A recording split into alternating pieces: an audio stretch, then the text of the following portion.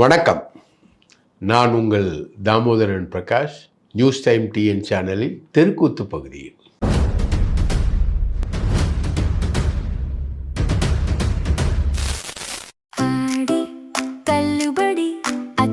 பேரும் அல்லம்படி 6 முதல் 60% வரை ஆடி தள்ளுபடியுடன் சூப்பர் சரவணா ஸ்டோர்ஸ், சென்னை, மதுரை, கோவை. இப்போ முக்கியமான விஷயம் என்னென்னா, வரப்போகிற பை எலெக்ஷன் தாங்க. இந்த பை எலெக்ஷன் வந்து ரொம்ப முக்கியமானது, விஜய்க்கு ரொம்ப முக்கியமானது. விஜய் டெய்லி அதை நினச்சி பயந்து சாவுறார். என்னென்னா, இந்த பை எலெக்ஷனில் தப்பி தவறி திமுக ஜெயிச்சிச்சுன்னு வைங்க. ஏற்கனவே செந்தில் பாலாஜி வந்து ஒரு 20-25 எம்எல்ஏங்களை ஒர்க் பண்ணி வச்சுருக்கார். அந்த 25 எம்எல்ஏவும் பொசுக்குன்னு வெளியில் வந்துடுவாங்க. டொமால்னு வெடிச்சு 107 இருந்தது, தாவேகா வந்து 80, 85, 75க்கு போயிடும். அந்த மாதிரி ஒரு நிலைமை வந்து உருவாயிடும். ரைட்டுங்களா? இப்போ இந்த 7 எம்எல்ஏக்கள் ராஜினாமா பண்ணிட்டு வந்தாங்க இல்லையா, அதிமுகலேருந்து. அவங்க மேலே இது வரைக்கும் எந்த நடவடிக்கையும் இல்லை. கோர்ட்டு தான் வந்து தலையிட்டு வர ஆகஸ்ட் வரைக்கும் தேர்தல் நடத்த வேணான்னு சொல்லியிருக்காங்க. ஆனால் இந்த கோர்ட்டு தடை எவ்வளோ நாளைக்கு நீடிக்கும்ன்றது தெரியல. ரைட்டுங்களா? திடீர்னு கோர்ட் அலோவ் பண்ணி ஒரு தேர்தலுக்கு வந்துடுச்சிட்டாங்க அப்படின்னா சீமான் தயாராக இருக்கார். ரைட்டுங்களா? சீமான் வந்து அம்பாசமுத்திரத்தில் நான் நிற்பேன், நான் வந்து தேவர்கள் ஓட்டையும் தேவேந்திரகுல ஓட்டையும் நாடார்கள் ஓட்டையும் நான் கவர் பண்ணி நிற்கிறேன். போன தடவை காங்கிரஸ் கேண்டிடேட்டை போட்டாங்க துரைன்னு திமுகவில், அதனால் அவங்க வந்து தோத்தாங்க. இந்த முறை வந்து நான் நிற்கிறேன், நான் எல்லா ஓட்டையும் நான் கவர் பண்ணிவிட்டு நான் ஜெயிச்சிருவேன் அப்படின்னு அவர் சொல்கிறார். இந்த தொகுதியில் வந்து திமுகவும் அதிமுகவும் சேர்ந்து சீமானை சப்போர்ட் பண்ணிச்சுன்னா, மற்ற தொகுதிகளில் சீமான் இவங்க 2 பேரையும் சப்போர்ட் பண்ணிவிடுவார். ரைட்டுங்களா? இப்போ வந்து தமிழ்நாட்டோட கலர் மாறுது, அலையன்ஸ் கலர் மாறுது. இப்போது காங்கிரஸு, கம்யூனிஸ்ட்டு எல்லாருமே போயிட்டாங்க. கம்யூனிஸ்ட் அவங்களோட கூட்டணியில் இல்லை. கூட்டணியில் இருக்கிறது விசிகாவும் ஐயுஎம்எல்லும் காங்கிரஸும் தான். காங்கிரஸ் அவங்கள விட்டு வரவே வராது. அவங்க 2 பேர் பந்தம் வந்து பெரிய பந்தம். அதனால தான் ராகுல் காந்தி வந்து எட்டப்பர்கள் அப்படின்னு சொல்லி வந்தார். தயாநிதி மாறன் வந்து நீட்டுக்கு குரல் கொடுக்காதவர்கள், நீட்டை ரத்து செய்ய வேண்டும் என்று சொல்லாதவர்கள், நீட்டுக்கு எதிராக போராடிய மாணவர்களை அடித்தவர்கள், கர்நாடகாவில் காவேரி தண்ணீரை தமிழ்நாட்டுக்கு தர வேண்டும் எனும் சொல்லாதவர்கள், இவர்களெல்லாம் நச்சு பாம்புகள், எண்ணி பார்த்தால் எத்தனை துரோகம், எண்ணவே முடியவில்லை அப்படின்னு அவர் ஒரு கவுண்டர் அட்டாக் கொடுத்துருக்கார். ஆக மொத்தம் காங்கிரஸ் வந்து வரவே வராது. அங்கே காங்கிரஸ் வந்து அவங்களோட தான் நிற்கும் அப்படின்ற மாதிரி ஒரு சினாரியோவில் தான் இருக்குது. அப்புறம் ஐயுஎம்எல் சொல்ல முடியாது, எப்படி வரும் எப்படி போகும்லாம் சொல்ல முடியாது. அதே மாதிரி விசிகா அவங்களோடையே இருக்கட்டும் அப்படின்றது தான் பிளான். டிஎம்கேவுடைய பிளான். டிஎம்கேவும் விசிகா வர்றதெல்லாம் விரும்பவே கிடையாது. விசிகா அங்கேயே இருக்கட்டும், அதான் நல்லது அப்படின்றாங்க.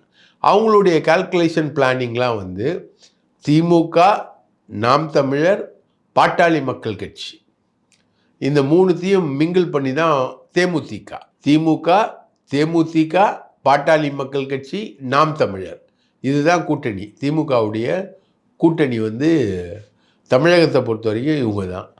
ஸோ பாமக வருமா வரலையா, அதுக்குள்ளே என்ன பேச்சுவார்த்தை நடக்குது, அப்பா கிட்ட என்ன பேச்சுவார்த்தை நடக்குது, பிள்ளைகிட்ட என்ன பேச்சுவார்த்தை நடக்குது.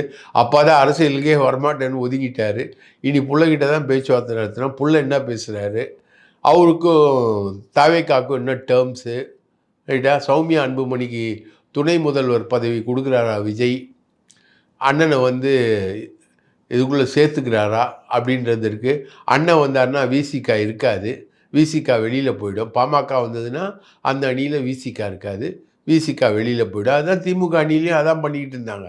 பாமக வந்தால் நாங்கள் இருக்க மாட்டோம், நாங்கள் வெளியில் போயிடுவோம் அப்படின்றது தான்.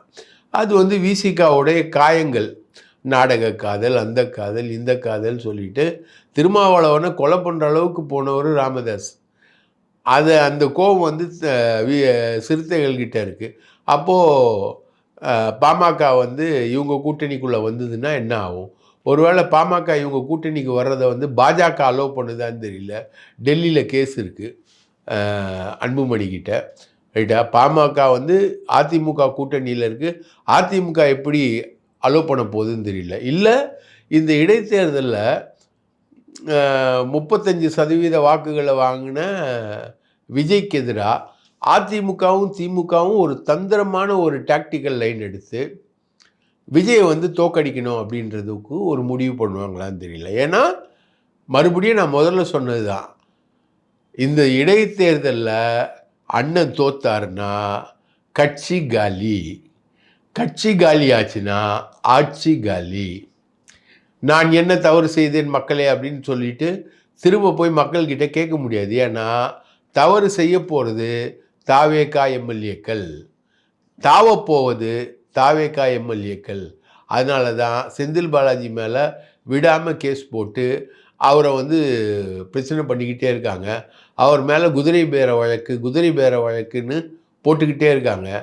ஆனால் அதை எதையுமே அவங்களால இன்றைக்கி வரைக்கும் ஒரு பாயிண்ட்டை கூட அவங்களால ப்ரூவ் பண்ண முடியல. ஆனால் தலைவர் எப்படிப்பட்ட தலைவர்னா எல்லாத்தையும் சைலண்ட்டாக ஒர்க் பண்ணிவிட்டு அப்படியானே அப்படி நடந்துச்சானே நம்மக்கிட்டே கேட்கக்கூடிய தலைவர். இல்லைங்களா? ஈரோடு கிழக்கில் டப்பாவாக பொட்டியாக வாக்காளர்களை அடைச்சி வச்சுட்டு பத்திரிகையாளர்கள் கேட்கும்போது, ஏங்க பொட்டியாக வாக்காளர்களை நீங்கள் அடைச்சி வச்சுருக்கீங்கன்னு சொல்கிறாங்க, வாக்காளர்களுக்கு காசு கொடுத்து அடைச்சி வச்சுருக்கீங்கன்னு சொல்கிறாங்க. அப்படியா செஞ்சாங்க, அப்படி எதுவும் எனக்கு தெரியாது அப்படின்னு சொன்னவர் தான் இவர் செந்தில் பாலாஜி. ஸோ செந்தில் பாலாஜியோடைய வியூகம், செயல்பாடு இதெல்லாம் வந்து யாராலையும் ஜட்ஜ் பண்ண முடியாது. ஆர்கே நகரில் வந்து 20 ரூபா நோட்டை கொடுத்துட்டு 2000 ரூபா உங்களுக்கு கிடைக்குன்னு டோக்கன் கொடுத்தவர் தான் செந்தில் பாலாஜி. அங்கே டிடிவி தினகரன் ஜெயிக்கணும் அப்படின்றதுக்காக திமுகவினர் அனைவரையும் திமுகவுக்கு ஓட்டு போடாமல் திமுக டெபாசிட்டை இழக்க வச்சு அவங்க ஓட்டு எல்லாத்தையும் டிடிவி தினகரனுக்கு கொண்டு வந்தவர் தான் செந்தில் பாலாஜி. அவ்வளோ பெரிய ப்ரில்லியண்ட்டான ஒர்க்கரு. திமுக வந்து தோற்றுரும், திமுக வந்து ஜெயிக்காது. அப்போது யார் ஜெயிச்சா வந்து எடப்பாடி ஆட்சிக்கு பிரச்சனை வரும், டிடிவி தினகரன் ஜெயிச்சா எடப்பாடி ஆட்சிக்கு பிரச்சனை வரும். அப்போ டிடிவி தினகரனை ஜெயிக்க வைப்போன்னு ஜெயிக்க வச்சது தான் ஆர்கே நகர் இடைத்தேர்தல். ரைட்டுங்களா? அந்த மாதிரி திமுககாரன் வந்து எப்போவுமே தன்னுடைய வாக்குகளை வந்து மாற்றி போடுறதுல கில்லேடி. விக்கிரவாண்டி இடைத்தேர்தலில் பாமக ஓட்டுகள் மாறி வந்து திமுக வசம் வந்துச்சு. அந்த மாதிரி திமுகவுடைய ஒர்க் என்பது அந்த மாதிரி இருக்கும். அது கூட திமுக ஒர்க்கே அப்படி இருக்கும் அப்படின்னும் போது கூட செந்தில் பாலாஜி சேரும்போது என்ன வரும்? அப்போ இடைத்தேர்தலில் 2 தொகுதி, விராலிமலையும் கரூரும், 2 தொகுதியை வந்து செந்தில் பாலாஜி பொறுப்பில் கொடுப்பாங்க.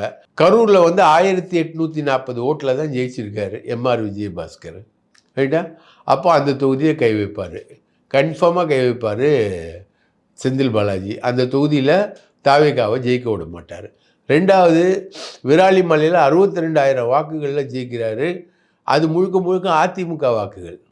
விஜயபாஸ்கர் வாங்கின வாக்குகள் முழுக்க அதிமுக வாக்குகள்.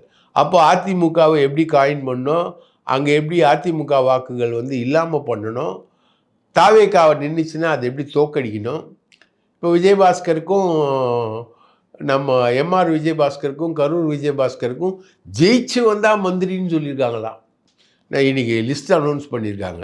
செய்தி தொடர்பாளர் அப்படி லிஸ்ட் அனௌன்ஸ் பண்ண நம்ம ஃபெலிக்ஸை 10வது செய்தி தொடர்பாளராக போட்டிருக்காங்க. ரைட்டா?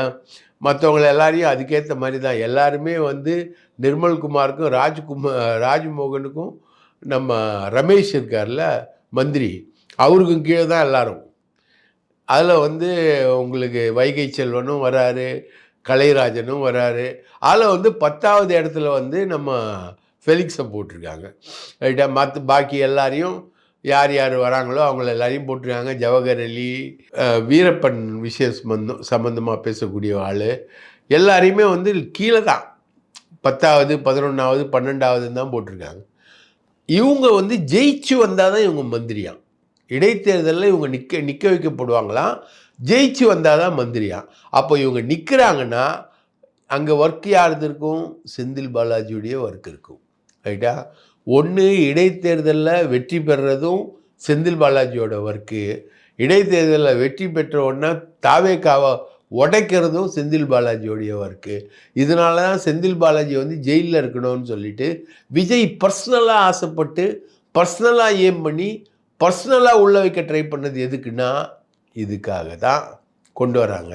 இப்போது இங்கே திமுக வந்து தன்னோட அலையன்ஸை வந்து மாற்றுது. திமுகவுக்கும் தாவேக்காவுக்கும் இருந்த வித்தியாசம் என்பது கொஞ்சம்தான் வித்தியாசம். இப்போ கூட்டணி கட்சிகள்லாம் அந்த சைடு போனதுனால தாவேக்காவுக்கு பலம் கூடியிருக்கு. இடைத்தேர்தல்னா ஆளுங்கட்சின்றதுனால ஒரு பலம் கூடும். ப்ளஸ் வந்து விஜய் வந்து கேம்பெயினுக்கு வருவார். விஜய் வரும்பொழுது அதுக்கான ஒரு பலமும் கூடும். இத்தனை கூடுற பலத்தையும் எதிர்கொள்கிறதுக்கான டாக்டிக்கல் லைனில் திமுக தயாராக இருக்குது. திமுக மட்டும் இல்லை, அதிமுகவும் அதில் தயாராக இருக்குது. 2 பேருக்கும் இடையில் ஒரு டாக்டிக்கல் அண்டர்ஸ்டாண்டிங் என்பது உருவாகும். அது வந்து கிளியராக தெரிகிற ஒரே இடம் எதுனா அம்பாசமுத்திரம். சீமான் வந்து அவர் வந்து நின்று நான் தனியாக சாதிப்பேன் அப்படின்ற மாதிரி சீமான் வந்து அடித்து பேசுகிறதுக்கு காரணம் வந்து அங்கே இந்த டாக்டிக்கல் லைன் அண்டர்ஸ்டாண்டிங் எல்லாமே சீமானுக்கு தெரியும். இதெல்லாமே ஒர்க் அவுட் ஆகி வருதுன்றதும் தெரியும். திமுகவுடைய அணி மாறுதுன்றதும் புரியும். இப்போது ராகுல் வந்து திமுக வந்து தொகுதி மறு வரையறை மசோதாவில் வந்து பாஜகவை ஆதரித்து வாக்களித்தா எட்டப்பர்கள்னு சொல்லிட்டு போனார் அவர். ரைட்டா? இப்போ ராகுலுக்கு ஆப்பு வைக்கிற ஒரு ஃபார்முலாவை வந்து ஸ்டாலின் ரெடி பண்ணிக்கிட்டு இருக்காரு. அகில இந்திய அளவில் பார்த்திங்கன்னா அரவிந்த் கெஜ்ரிவால், மம்தா பானர்ஜி, யூபி எலெக்ஷன் முடிஞ்சோடனே அகிலேஷ் யாதவ், ஏற்கனவே எலெக்ஷன் முடிஞ்சிருச்சு தேஜஸ்வி யாதவ், இவர் வந்து ராகுலால் புறந்தள்ளப்பட்டு தோற்கடிக்கப்பட்டவர் தேஜஸ்வி யாதவ். இவங்களெல்லாம் வச்சுட்டு பிஜேபி அல்லாத காங்கிரஸ் அல்லாத ஒரு முன்னணியை வந்து தேர்ட் ஃப்ரண்ட்டை வந்து திமுக கன்ஸ்ட்ரக்ட் பண்ண போகுது. அதுக்கு பிரதமர் வேட்பாளராக நிச்சயமாக ராகுல் இருக்க மாட்டார். ராகுல் வந்து இந்தியா கூட்டணியோட பிரதமர் வேட்பாளராக இருப்பார். ஆனால் இவங்க கன்ஸ்ட்ரக்ட் பண்ணுற கூட்டணியோட பிரதமர் வேட்பாளராக அவர் இருக்க மாட்டார். அரவிந்த் கெஜ்ரிவால் எவ்வளோ முக்கியம்னா அகில இந்திய அளவில் இன்றைக்கி கரப்பாம்பூச்சி போராட்டம் நடந்ததுன்னு சொல்கிறாங்க இல்லையா, தர்மேந்திர பிரதான் ராஜினாமா பண்ணாருன்னாங்க இல்லையா, இந்த போராட்டத்தை முழுசும் வடிவமைச்சு ஒருங்கிணைச்சது யார்னா டெல்லியில் அரவிந்த் கெஜ்ரிவால். ரைட்டா? அவ்வளோ எசென்ஷியலான ஆள் அவர். டெல்லியை பொறுத்த வரைக்கும் அவர் அவ்வளோ எசென்ஷியலான ஆள், அவ்வளோ டாக்டிக்கலான ஒரு ஆள். அவரை வந்து இந்த மதுபான வழக்கில் வந்து போட்டு குடுக்கியிருக்காங்க. இப்போ அதே மதுபான வழக்கில் தமிழகத்தில் நீங்கள் போட்டிங்கன்னா இன்றைக்கி இருக்கக்கூடிய ஆட்சியாளர்கள் மாட்டுவாங்க. அதே மதுபானம் என்ட்ரிக்கோ தான் இங்கே சப்ளை பண்ணிக்கிட்டு இருக்கு. அது மேலே இவங்க ரெய்டு நடத்துகிறதா சொல்கிறாங்க. ஆனால் அதெல்லாம் வந்து ரெய்டு நடத்துகிற மாதிரி இல்லை. அந்த ஃபேக்ட்ரி இங்கே இல்லவே இல்லை. ரைட்டுங்களா? அந்த பர்ச்சேஸு அந்த விஷயங்கள் எல்லாமே ஊழல் முகிந்த ஒரு விஷயங்களாக தான் மதுபான கொள்கை, தாவேக்காவுடைய கொள்கை வந்து மிக மிக மோசமான ஒரு கொள்கையாக தான் இருக்குது. மதுபான பர்ச்சேஸில் இன்றைக்கும் ப்ரைவேட்டைசேஷன் ஆஃப் பார் வந்து இன்றைக்கும் ஆன் தி ஆன்வில். அதை வந்து தள்ளி விடல, இவங்க காலி பண்ணல. ப்ரைவேடைஸ் பண்ணுறதுக்கான எல்லா விஷயமும் நடக்குது. FL2 லைசன்ஸ் கொடுக்கறது, அது மாதிரி நிறைய விஷயங்கள் இவங்க பண்ணிக்கிட்டே இருக்காங்க. இவங்க பண்ணக்கூடிய விஷயங்களில் செம்ம காமெடியெலாம் நடந்துக்கிட்டு இருக்கு சார். இப்போது சரத், ஜெகதீஸ்வரி, விஸ்வநாதன், விஜய பார்த்திபன், இந்த 4 அமைச்சர்கள் வந்து இப்போ குறிவைக்கப்பட்டிருக்காங்க. சரத்து போதை மாத்திரை, ஜெகதீஸ்வரி அந்த மாதிரி ரிப்போர்ட்டரே கிடையாது. ரைட்டா? பிஎஸ்சி ஜேர்னலிசம்மு, லாயரு, ஏகப்பட்டது விஷயங்கள் சொல்கிறாங்க. போலீஸ் டுடேன்ற ஒரு பத்திரிக்கை ஆரணியை வாங்கியிருக்கான். ஆரணியை வச்சு ஒரு இதுவும் பண்ணதில்லை. தலைமைச் செயலக நிருபர்கள் சங்கம்னு ஒரு சங்கத்தோட தலைவரோட இந்த மாதிரி க்ளோஸு. அது இல்லாமல் இப்போது இன்னொரு பத்திரிகையாளர் அவரோட மாலையும் கழுத்துமா இந்த மாதிரி இருக்குது.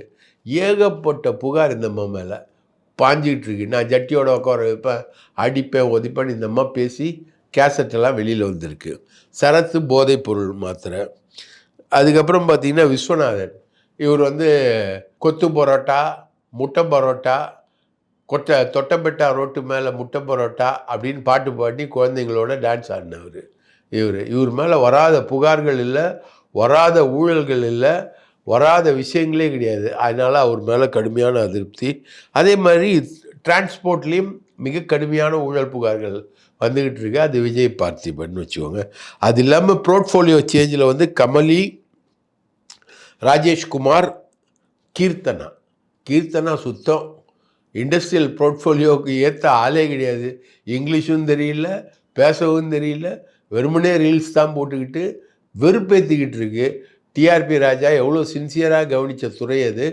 அந்த துறை தமிழ்நாட்டுக்கு எவ்வளோ பெரிய விஷயங்களை பண்ண துறை. அன்னிலேருந்து இன்றைக்கி வரைக்கும் வந்து இண்டஸ்ட்ரியல் பேஸை உருவாக்குனது கலைஞர் தமிழ்நாட்டில். அந்த 1971 வரைக்கும் இருந்த அவருடைய ஆட்சியோடைய பீரியடு தான் தமிழ்நாட்டுக்கான இண்டஸ்ட்ரியல் பேஸையே உருவாக்கிச்சு. அந்த இண்டஸ்ட்ரியல் பேஸை உருவாக்கி இன்றைக்கி வளர்ந்து வரக்கூடிய நாடாக தமிழ்நாடு இருக்கும்போது பக்கத்தில் இருக்கிற ஆந்திரா வந்து கிண்டல் பண்ணுறான். நீங்கள் நீட்டை பேனுன்னு சொல்லுங்கள், எல்லாத்தையும் பேன் பண்ணுங்கள், எல்லாரையும் இண்டஸ்ட்ரி வந்து எங்கிட்ட வரான் அப்படின்றாங்க. இன்றைக்கி பரந்தூர் விமான நிலையத்தை காலி பண்ணிட்டாங்க. நேற்று ஆந்திராவில் ஒரு விமான நிலையத்தை நரேந்திர மோடி திறந்து வச்சுருக்கார். ரைட்டுங்களா? அந்தளவுக்கு இம்ப்ரூவ்மெண்ட் வந்து ஆந்திராவுக்குள்ளே பரவிக்கிட்டு இருக்கு. விமான நிலையம், ஹார்பரு, அடுத்தது ஹார்பரும் கொண்டு வந்துடுவாங்க. இப்போ ஹார்பருக்கு அவங்க எண்ணூரை நம்பியிருக்காங்க, சென்னையை நம்பியிருக்காங்க. அடுத்தது அந்த ஸ்ரீ சிட்டின்னு ஒரு சிட்டியை உருவாக்கியிருக்காங்க. அதுக்கு பக்கத்துலேயே ஒரு ஹார்பரை கட்டினாலும் கட்டுவாங்க. அதெல்லாம் நம்ம ஆச்சரியப்படுறதுக்கான விஷயமே கிடையாது. அந்த அளவுக்கு போயிட்டுருக்காங்க. அந்த அளவுக்கு முன்னேறின ஒரு துறையை பொம்மலாட்டமும் ரீல்ஸ் போடுற துறையாக கீர்த்தனை மாற்றிருக்கிறது மிக மிக கண்டிக்கத்தக்கது. அந்த மாதிரி துறையை மாற்ற போகிறதா இப்போ தகவல்கள் வந்துக்கிட்டு இருக்கு. இப்படி வந்துக்கிட்டு இருக்கும்போது பார்த்திங்கன்னா, நம்ம படித்துறை முருகா இருக்கார் நெல்லை, இவர் போய் 20 கோடி ரூபாய் ஆஃபர் பண்ணியிருக்கார். யார்கிட்டனா புஷியானந்துக்கிட்ட. இந்த மாதிரி நான் உங்களுக்கு 20 கோடி ரூபாய் தரேன், பொதுப்பணித்துறை எனக்கு கொடுத்துருங்க அப்படின்னு. அது ஆஃபர் பண்ணி அவர்கிட்ட பேசுனதோடு இல்லாமல் அங்கே லோக்கல் சூப்பரண்ட் இன்ஜினியர்கிட்டையும் நான் தான் அடுத்த பொதுப்பணித்துறை அமைச்சர்னு சொல்லியிருக்காரு. அவன் வந்து ஃபோன் பண்ணி பொதுப்பணித்துறை அமைச்சர் ஆதவ்கிட்ட சொல்ல, ஆதவ் வந்து கருன்னு நெல்லை எம்எல்ஏ படித்துறை பாண்டியை பிடிச்சிக்கிட்டு இருக்கான். இப்போது பிடபிள்யூடி துறையில் ஏவா வேலு இருந்தார். அவருக்கே தெரியாமல், தெரிஞ்சோ தெரியாமலோ, நம்ம தெரியாமல்னு முழுசாக சொல்ல, தெரிஞ்சோ தெரியாமலோ ஒரு தலைமை இன்ஜினியர் இன்னும் 2 மாதத்தில் ரிட்டையர் ஆக போகிறவர் 4000 கோடி ரூபா ஊழல் பண்ணியிருக்கார். எவ்வளோங்க? 4000 கோடி ரூபா ஊழல் பண்ணியிருக்கார். இப்போ அந்த ஃபைலெல்லாம் எடுத்துகிட்டு அந்த இன்ஜினியரை கைது பண்ணுறதுக்கான வேலைகள் வந்து போய்கிட்டு இருக்கு. அதே மாதிரி நம்ம பிரபு, கனிம வளத்துறை பிரபுவோட அம்மாவும் வந்து தவைக்கால தான் இருக்காங்க. அம்மாவுக்கும் அப்பாவுக்கும் தகராறு. அப்பா பேர் கருணாநிதி, அவர் திமுகவில் இருக்கவர்.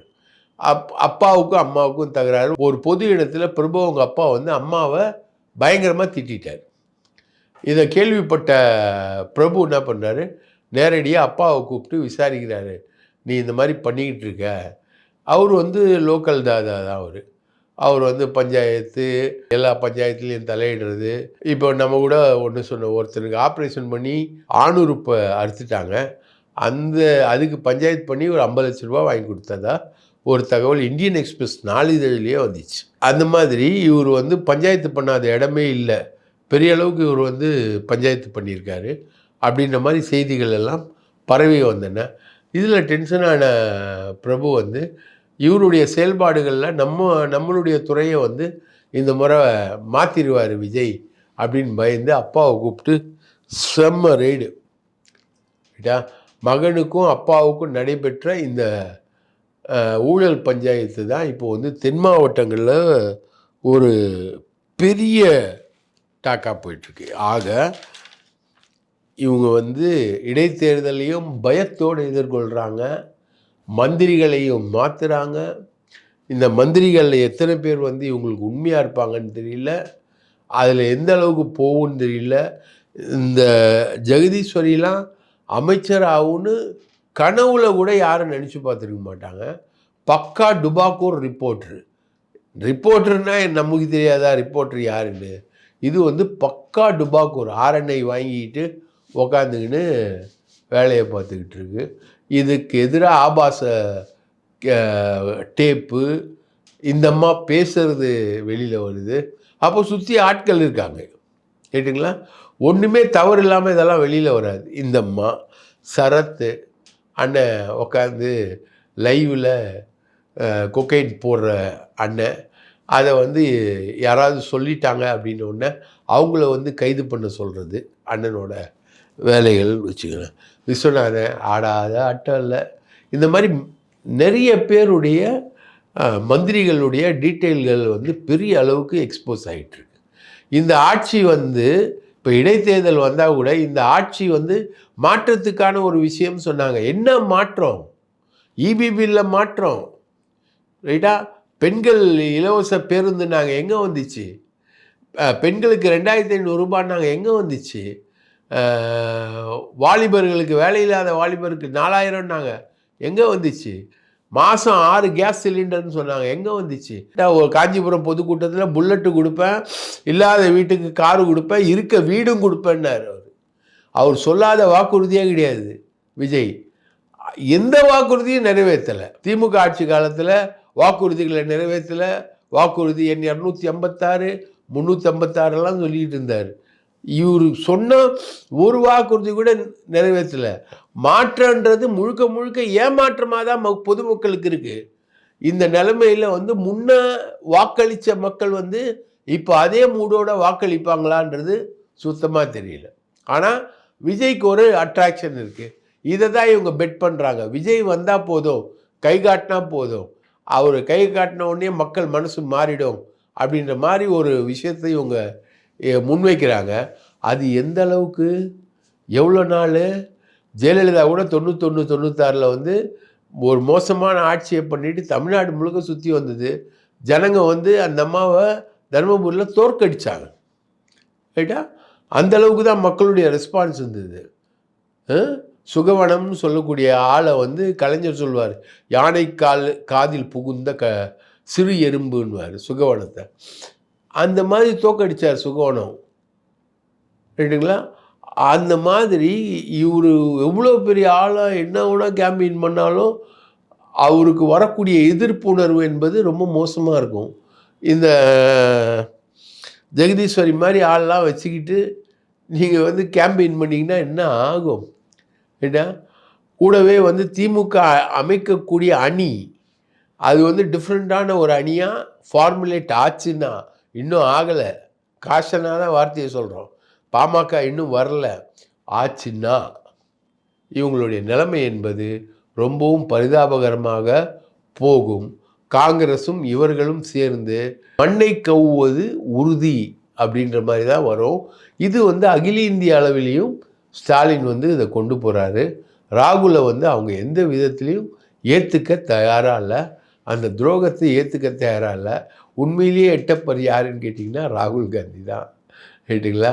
அலையன்ஸ் வர்றதுக்கு முன்னாடியே விஜய் கூட அலையன்ஸ் வச்சு ஏகப்பட்ட செலிப்ரேஷனில் பண்ணி நம்ம பிரவீன் சக்கரவர்த்தி, தமிழகத்தின் புதிய சுப்பிரமணிய சாமி, அதே பிராமணர், அதே மயிலாடுதுறை, அதே ஆள், அவருடைய ஆட்டம், மாணிக்கம் தாக்கூரோட ஆட்டம், அக்கா ஜோதிமணியோட ஆட்டம், ஏன்னா இங்கே ஒருத்தர் இருக்கார் செங்கல்பட்டில், அவரோட ஆட்டம், எல்லாரோட ஆட்டமும் சேர்ந்து ராகுலை வந்து ஆட்டி வைக்குது தமிழ்நாட்டில். காங்கிரஸ்க்கு வந்து பெரிய அளவுக்கு வாக்கு வங்கின்றது வந்து உங்களுக்கு இருக்கிற இடம் வந்து கரெக்டாக சொல்லணுன்னா நெல்லை அப்புறம் குமரி, இந்த 2 இடங்களில் தான் வந்து காங்கிரஸ்க்கான வாக்கு வங்கி என்பது இருக்குது. மைனாரிட்டிகள் இந்த முறை வந்து மாற்றி திங்க் பண்ணுவாங்க. போன முறையே இஸ்லாமியர்கள் முழுக்க முழுக்க திமுகவுக்கு தான் வாக்களித்தாங்க. இந்த முறை பாஜக ஆதரவு நிலையெடுத்து நீட்டுக்கு எதிராக போராடின மாணவர்களோட மண்டையை உடைச்ச தாவேகாவை வந்து மக்கள் வந்து ஏற்றுக்க தயாராக இல்லை. பாஜக என்கிற வார்த்தையே உச்சரிக்க தயாராக இல்லாத விஜயை யாரும் ஏற்றுக்க தயாராக இல்லை. பாஜகவுக்கு எதிராக பேசாத விஜய் வந்து மைனாரிட்டி மக்களின் பாதுகாவலர்ன்றதை யாரும் நம்ப தயாராக இல்லை, ரைட்டுங்களா? இது காங்கிரஸ் இருந்தாலும் இல்லைனாலும் திமுக வந்து அந்த கொள்கைகளுக்காக தான் நிற்கும் அப்படின்றது வந்து திமுக தொகுதி மறு சீரமைப்பு பில்லை வந்து பார்லிமெண்ட்டில் பாஜக கொண்டு வரக்கூடிய பில்லை வந்து டிஃபீட் பண்ணுறது மூலமாக திமுக தன்னுடைய க்ரெடென்ஷியல்ஸை நிரூபிக்கும். அவங்க வந்து பாஜக எதிர்ப்பில் உறுதியாக இருக்காங்க அவங்க வந்து தளர்வு இல்லாமல் நிற்கிறாங்க அப்படின்றத வந்து நிரூபிக்கும். நீட்டி எதிர்ப்பு போராட்டத்திலையும் திமுக உறுதியாக நின்றுச்சு. ரைட்டுங்களா? நம்ம திமுகவுக்கு சப்போர்ட்டாலாம் பேசல, உறுதியாக நின்றுச்சு. இவர் வந்து அந்த விஷயத்தில் காம்ப்ரமைஸாக தான் நடந்தார். கர்நாடகாலேயும் காவேரி கொண்டு வர்றதுலேயும் வந்து இயற்கை கொண்டு வந்துருச்சு காவேரியை. அதனால் கொஞ்சம் தண்ணி குடிக்கிறதுக்கு வந்துக்கிட்டு இருக்கு, குடிக்கிறதுக்கு தான் தண்ணி வந்துக்கிட்டு இருக்கு. இன்னும் விவசாயம் பண்ணுற அளவுக்கு தண்ணி வரல அங்கே காவேரியில், அந்த அளவுக்கு தான் வந்திருக்கு. அது வந்து இயற்கை வந்து நல்லது செஞ்சதுனால அந்த மக்கள் வந்து குடிக்க தண்ணீர் இல்லாமல் கஷ்டப்படக்கூடிய கேவலமான சூழ்நிலையிலேருந்து காப்பாற்றப்பட்டிருக்காங்க. அங்கேயும் இவர் காங்கிரஸை எதிர்த்து பேச தயாராக இல்லை விஜய். மேலே டெல்லியில் பாஜகவை எதிர்த்து பேச தயாராக இல்லை. காங்கிரஸையும் பாஜகவையும் எதிர்த்து பேசாமல் ஒரு அரசியலை மௌனமாக கொண்டு போயிட்டு நம்ம ஜெயிச்சிடலாம் அப்படின்னு கணக்கு போடுறாரு. இந்த சூதுக்கவும் விஷயம் வந்து தமிழகத்தில் எடுபடாது என்பதை மட்டும் சொல்லிக்கொண்டு விடைபெறுகிறோம். நன்றி, வணக்கம்.